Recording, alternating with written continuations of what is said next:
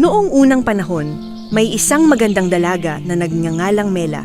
Siya ay mahirap, ngunit may busilak na puso. Isang araw, nakilala niya ang isang prinsipe na si Gume. Sa kanilang pagkikita, agad silang nagkaibigan. At kalaunan, nagmahalan. Gume, mahina ang tinig. Mela, ikaw ang nagbibigay liwanag sa aking mundo. Mela, nakangiti. At ikaw naman ang aking pangarap. Ngunit tutol ang hari sa kanilang pag-iibigan. Hari, Hindi maaari!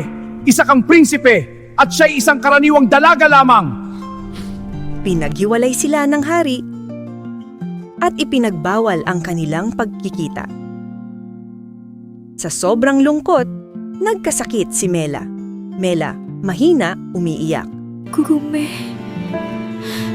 mahal kita. Nang mabalitaan ito ni Gume, agad siyang tumakas upang makita si Mela.